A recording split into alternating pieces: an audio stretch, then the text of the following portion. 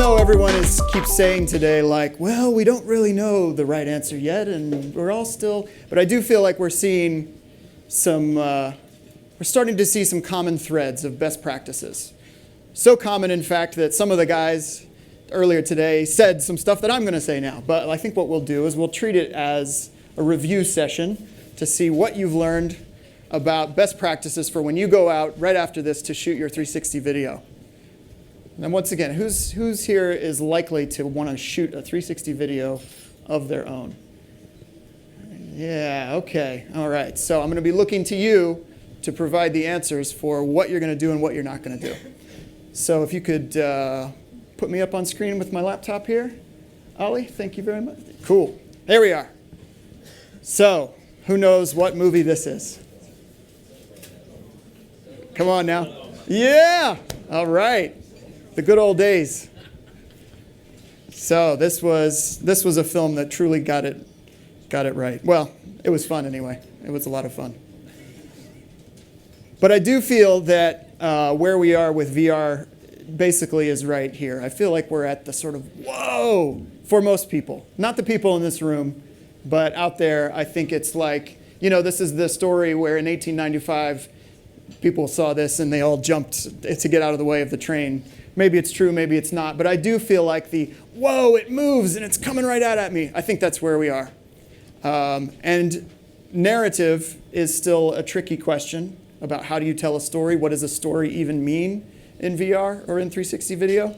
And maybe we can parse some of what we're starting to see. So we all know now that the frame is not fixed.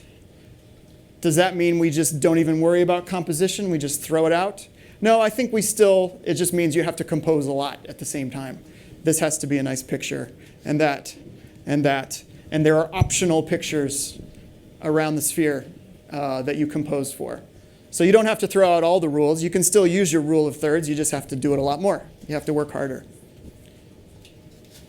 Who knows about 6 DOF and 3 DOF? Raise your hand. A few. Okay, sort of. He knows about 4 DOF, but not 5 or 6 DOF. So this is a difference between, but a bunch of you have tried the HTC Vive, you said. Who's done that? I just like to make people raise their hands. So the HTC Vive, and to some extent the Oculus Rift, you can walk around, right? And you got your hands and you can move and you can take steps and walk. And that means you have 6 degrees of freedom, which means you can move in this degree, that one side to side, up and down. And you can also rotate this way. That's 4, 5, and 6. What was the other one? Did I do them all? 6. Rotation and what we say translation, movement. Now that's with a room scale VR, where we're tracking not only the rotation of the headset, but also the position of the headset, 6 degrees of freedom. So let's start talking about what we can do and what we can't do with 360-degree video. 360-degree video, currently, you have 3 degrees of freedom, which means you can rotate in those 3 degrees. It is like I've got here, it's like you've got your audience's head chopped off and stuck on a tripod. And so there they are, and they can, swivel around. But you'll see people do this, and I'll be like, hey, check out the cardboard. And they're like, oh, okay, cool. And then they're like, whoa, and they'll start to walk. And I'm like, don't. You're going to get sick. Because what happens, and I'm not sure who all knows why this happens, but your eyes are saying, I'm not moving, I'm just rotating. And your body is saying, I'm moving. And so your brain is getting different information from the body and the eyes, and your brain is like, whoa, we have conflicting information coming in here. Well, hey, caveman body, we must have ingested some bad berries. We better void the stomach and just get rid of whatever's in there that's poisoning us. And so you start to feel motion sick. And there's other stuff with the vestibular system and so on. But the point is you're getting conflicting information. So that's a challenge with 360-degree video because, of course, you can't travel sideways if the camera didn't travel sideways. And how do you make a camera travel sideways? And you saw with Visualize, they had that awesome little, basically radio-controlled car that can drive around. You need something stable and smooth and cool like that in order to start to put movement in. But then there's the meat hook problem. It's like, okay, visualize is like driving me around, but I sort of feel like I'm being driven around against my will. What if I don't want to go that way? You have to find a way to deal with that, sometimes just in the narrative that you're telling. But you have to remember that your camera is a person, or it will be eventually. It's not just, it's fine for Magic Window. You can get a little crazy with it. And I think we're seeing on YouTube a lot of videos that are, I'm like, oh, this would be fun in Magic Window, but boy, don't put me in cardboard on that one because somebody jumped out of a plane and they're, flailing their arms around. Your camera is a person, and you need to treat it with respect in a way. You have to give it its personal space. You can't just bounce it around or whip it around, and we'll talk more specifically about that. Some of these cameras are small, and the handheld idea is cool. But if you shoot with a camera in your fist, think about what your viewer is going to see. Giant hand wrapped around them, and they look up, and they feel tiny. Unless the person, you have to think about where the person who's watching the movie is going to be. They're going to be likely sitting or standing. And so you will create a disconnect in their mind if what's happening in the video is different than what's happening to their own body, because it matters where they are and how they're sitting. And, you can mess with this some, but you mess with it too much and it just feels bizarre. Maybe you're going for this in your video. Fine, do it, cool. But just know that it might feel a little weird. So let's take a look at a few examples here. Let's see. So let's talk about, this is Casey Neistat. He's a YouTube creator. So there they are. And now I'm going to, with my mouse, just drag around and look around. So I guess I'm Jack and the Beanstalk, and I've climbed up to this land of giants.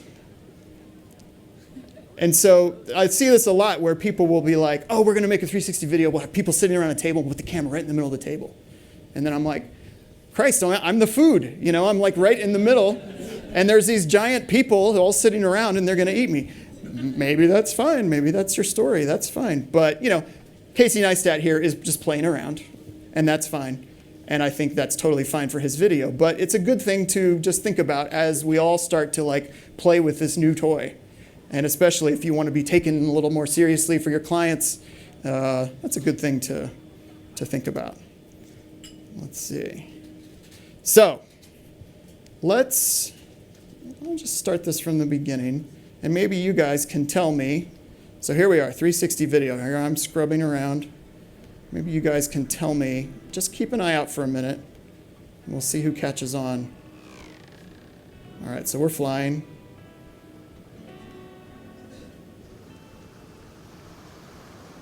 All right, I'm just going to 360 video. Let's just watch. Yeah, just let it play. Now I'm going to take my hands off the keyboard. Watch this magic trick.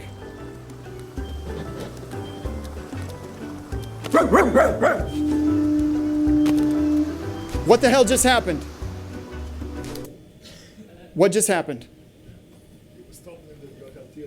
They rotated. That's my job. That is what your audience gets to do. You tell them, look, put on this cardboard, and you can look around wherever you want. And then you come up and you grab their head and you shake it around. It's like, come on, guys. No. Take it easy. I know you're scared. You're like, I'm afraid they won't see the important thing. Well, then make sure they see it by using, I'm an old theater guy. It's like you create a stage picture, and maybe I look over here. And then people will follow my gaze or something. Lighting cues. Ambisonic audio is going to help. Steer people's gaze, but don't force them unless you want them to feel forced. If you're doing a video where someone is supposed to be grabbing them and shaking them around, fine, do it. Makes me so mad. So rotation is the viewer's choice. And just know that if you take that choice away from them, they will notice. And you want to do that with some consideration. So another thing that I always say when I'm working, with say you're going to move the camera and say, okay, we're going to make you feel like you're, on a ride. You want to, say your camera's oriented like this. You don't want to partway through, if you walk around the corner, be turning it. You want to keep north, north, south, south, east, west. Keep your directions the same so that you're not changing the rotation. Anytime you do, you're forcing their hand a little bit. And that's a really tricky rig to come up with. I want a rig that floats and flies and doesn't change its translation. Sorry, its orientation. I want it to just always stay facing the same way. Well, maybe visualize this little car will help with this or things like that. But you want to try not to rotate. That ain't your job. So this one's cool. Let me skip ahead a little bit. Who's seen this one? A lot of you. So now they've done things where they'll put like a 360 camera on the hood of a car and drive around. And people will sometimes get a little nauseous at that. And then they'll put the 360 camera in the seat of the car, like you saw earlier, and it's not so bad. And we call that the cockpit effect, because you have something to orient yourself. Now here what I have, this is my cockpit, is this eagle, which, that's cool, as long as I have something to give me some context for why I'm floating through the air. Here's another one. You might have seen this one way back when YouTube 360 first came out, time couch. And so in this case, whoa, that guy just flew by. And I'm going to start flying, but I am sitting on this couch. So that is my cockpit. And it's a little weird that I don't have legs or anything, but we're still working out the narrative conventions, But it's still a cockpit, and stuff happens, so that's fun. This is especially important with stereo, because with mono, you can correct the horizon when you're stitching. But with stereo, especially, like with the jump, if I set up the jump camera, I have a level, and I'll place it across the top, and I'm arguing that we should have one built on. But if you have it tilted just slightly, and then you put on your, later you're looking at your video, it doesn't feel like, ooh, artsy, a Dutch angle. It's like showing that the world is out of joint. No, it feels like, like the world has been tilted. You're on the deck of the Titanic, and everything's sliding to one side. So you have to remember that the camera, especially with stereo, where you can't correct the horizon, like the work that Visualize did with that skiing, I'm like, oh, that's amazing, that's wonderful. That would be very difficult with stereo because you've got to do it for both eyes and they will slide. Anyway, it's complicated, but you've got to try and keep it level. What I'll usually advise for, this is for a lot of students who are just starting in the YouTube spaces, is I'll advise them to place the camera where you would place someone's eyes, which usually is either sitting height or standing height. And, if someone's up close, aim for the center of the face. If someone's further away, sometimes it can feel weird. Like sometimes if you're far away from people and the camera's very high, it feels like I do right now, where I'm kind of up above you all. And so sometimes I'll cheat it a little lower when people are further away, more like the center of the body, just so there's not all this headroom. It's a total cheat, but it's one of these things that's I don't know, it just feels better to be a little lower. But if someone walks up close, then suddenly that illusion is blown. So this is what advice I would usually give about the height. But remember, again, unless you want to be the food on the table or 6 inches tall, put it at about the height of where a person's going to be standing or sitting. Treat it like a person. The camera's a person. Who saw the Displaced, the New York Times video that they had an app, and also it's on YouTube, and we passed out, we sent out 1 million cardboards with the newspaper to everybody's grandpa who's reading the newspaper. So this was a great quote that Ben Solomon had, where he said, if using a video camera is like hunting, then filming in VR is like setting a bear trap. Because, of course, what you're doing, you're not filming what's over there with your nice long lens. It's like me with those gorillas, where we set it up and then, okay, come on in whenever you're, you know what I mean? You get back and you get out of the way and you let the scene play out in front, or you choreograph it so that it plays out. And here's the filmmakers hiding around the corner, looking through bullet holes, which is really hardcore. And there you can see around the corner, there's the scene. And of course, that's the challenge, is hiding the lights, as people have talked about. And you can hide them around corners just so that the camera doesn't see them. They can light the set, they can light the actors, as long as they're not shining right on the camera, or then you'll see flares, unless that's part of your scene. So what I try to think about every time I'm placing a camera is that as soon as we cut in or fade in to this scene, it's like we're removing a blindfold. And where do you place the camera such that it's like if I was going to bring you in for your surprise party, and I'm like, come on in, ready? Where would I go with you before I go, look around? That's what I would look for, is like, where's the best place to reveal this new location? Let's see who was paying attention earlier. So a little audio for this one. Yeah, 360, I'm scrolling around. Cool, look where I am now. Oh, wait. Okay, now I'm here. Sweet. Oh.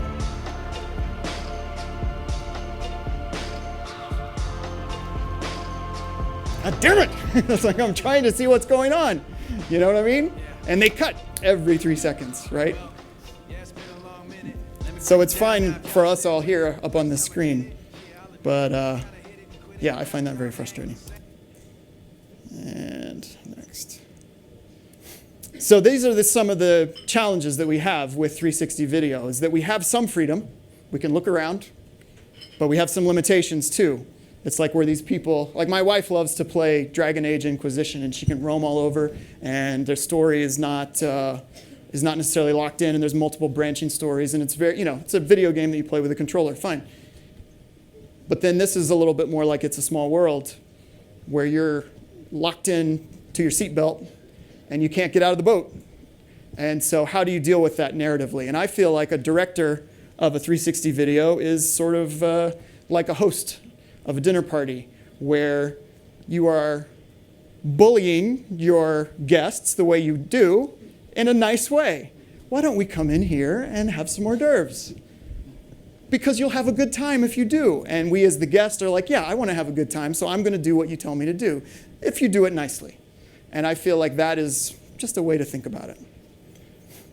So Devin Dolan and Michael Peretz have broken down just some thoughts about VR narrative and how you treat the audience, what role you cast the audience in.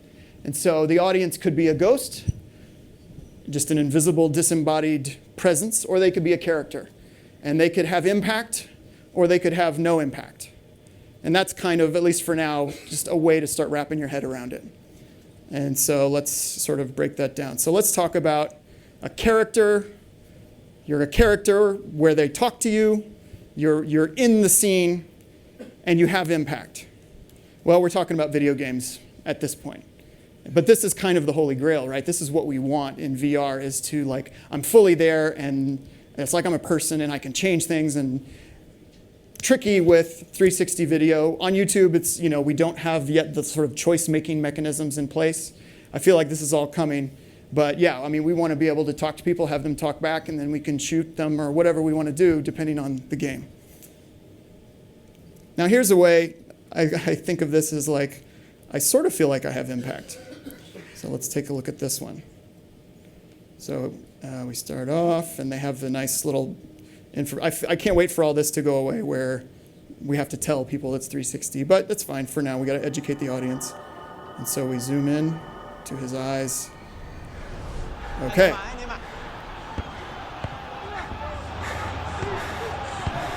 This is me just scrolling around here.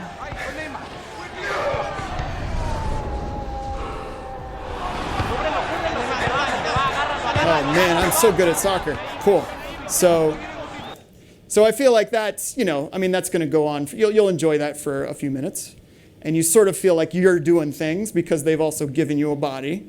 I mean, we all know that we don't really have a choice here. We have to to play like he did. There's also this very strange effect of, like his head is missing. Here, let's just.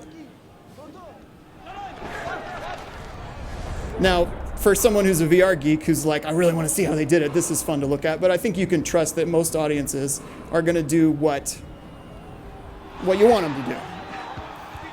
Hopefully.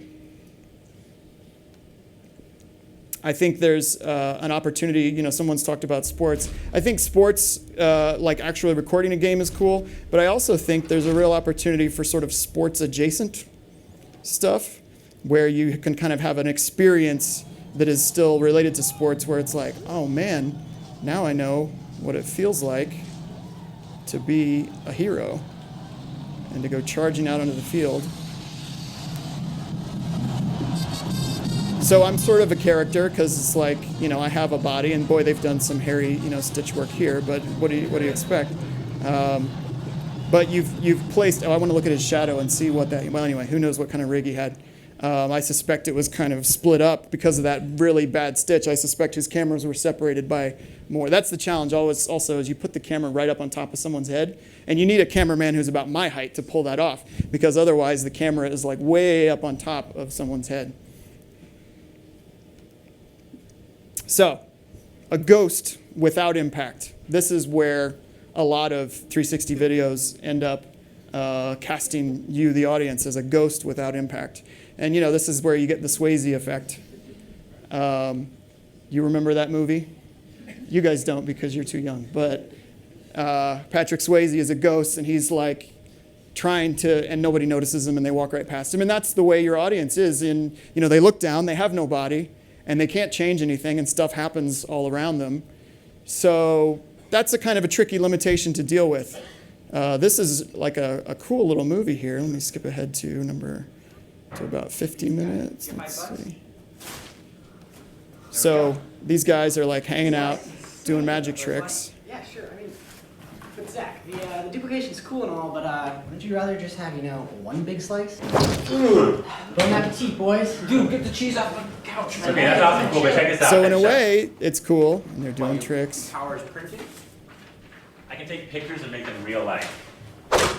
No, that's awesome. So that's fun. You're telling me you can take any picture? But no. Yeah, where am I? Who am I? I kind of don't exist. I'm just a ghost.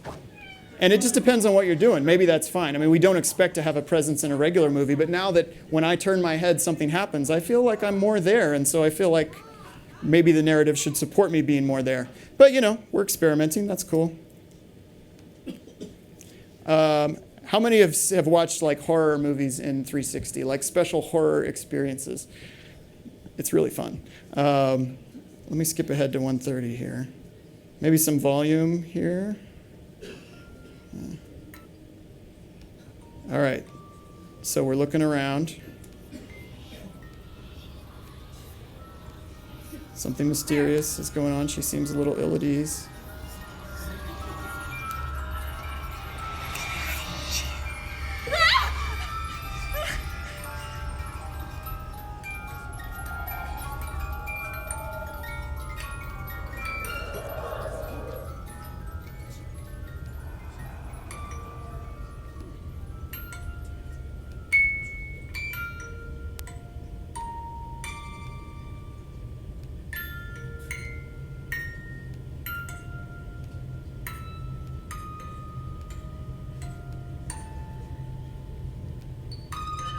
What should I look at?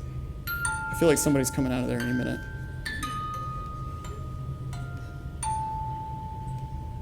Jesus Christ.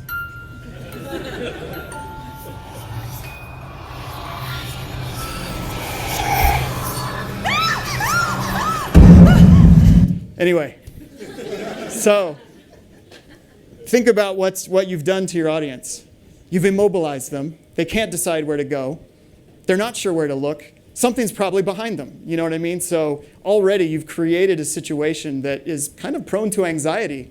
So I think that is why narratively, if you think of it as a narrative, it's kind of an experience also. But horror is fun. It's a good use for it. There's other kinds of horror that is a little bit more sort of real life. Welcome to solitary confinement. This is at most an 8x10 cement box, and this is where you'll be living for 23 hours a day. So you can imagine that, and in cardboard, it's just like, oh my God, this is tiny. And there's a lot of buzz about VR empathy and how we're like, This is a more empathetic medium. And I feel like when I'm looking around, I feel a lot of empathy for myself. I'm like, whoa, I can see this. I can see that. This is happening to me. Me. And I think you can still leverage that to create the kind of empathy you want. For instance, like this, where it's like, what would it feel like for me to be in that situation? I'm in someone else's shoes, and I feel empathy for that. And the same thing with the displaced when you're inside this bombed out home, and there's a little boy in there, and he's digging through the rubble, and you're like, wow, what if that was my home? And I know what it's like to be there. So I think leveraging the viewer's identification with a point of view is a way. Because I feel like there's nothing magical about putting on a headset and seeing someone else and like, oh, I automatically feel empathy. But I think you can use this sort of point of view to create it. And it definitely, when you're in a horror experience, you feel much more like it's happening to you. And that's a good way to go forward. For instance here, this is just another example similar to the rubble example, is, what if this happened to your house?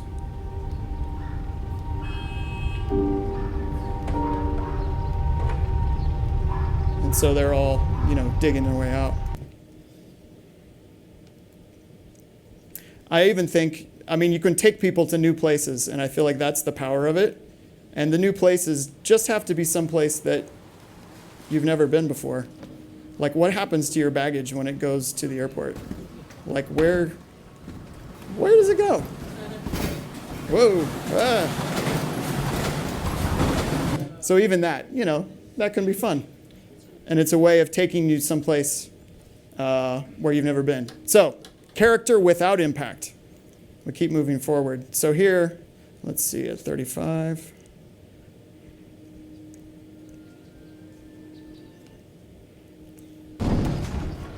So here I am. Clash of Clans is happening. And now we have hog riders. So she's talking to me. I think. She's talking to me, so I'm like a person in the scene.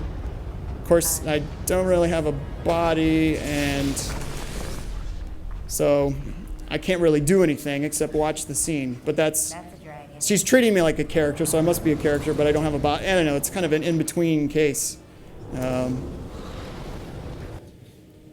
I think this is one thing you see a lot with character without impact examples, is they will find some narrative reason why you are restrained. And so this is from the Insurgent VR experience. And so the lights come up and you are being interrogated. And they're like, that's why you can't get up, because we've got you tied down. And then they interrogate you.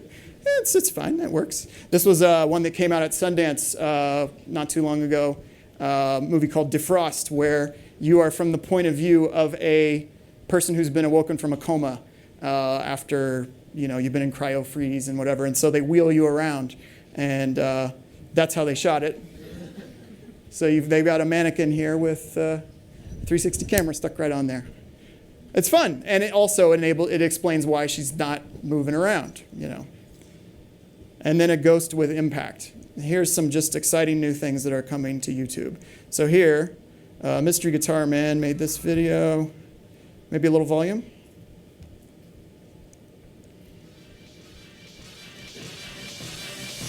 Hey everyone, Mystery Guitar Man here. Look around and notice this is a 360 video. You see the person holding the blue ball? Have you found it? Okay, good. Now keep your eye on that ball if you can. If you get it right, you'll advance to the next round. Good luck.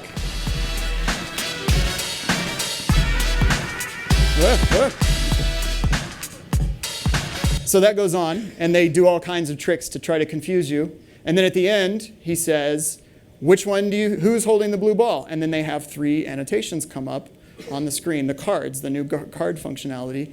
And then you get to choose one, and that takes you to another video. Now, this is very clunky in early stages, but suddenly now we are giving you a choice, and you have some agency, and that is really exciting. And an even more exciting version of that, is special delivery. Now, this is a video that was created by Spotlight Stories. It was mentioned earlier. And when you watch this, I'm not going to play it. You need to watch it on Android. Sorry, I know it's coming soon to iOS. But on Android, in your cardboard, watch Special Delivery. It's on YouTube. And you will notice some very strange things. When you move your head, you can see around the corner more than you can with like a 360 video. And it like you look up and you can see up over the top of things. So it's almost like 6 degrees of freedom. There's a little bit more freedom. And you watch this part and you can only hear what's happening here. And then you turn around and then another story happens and you only hear that one. And the video is not just advancing, it's happening when you look at it.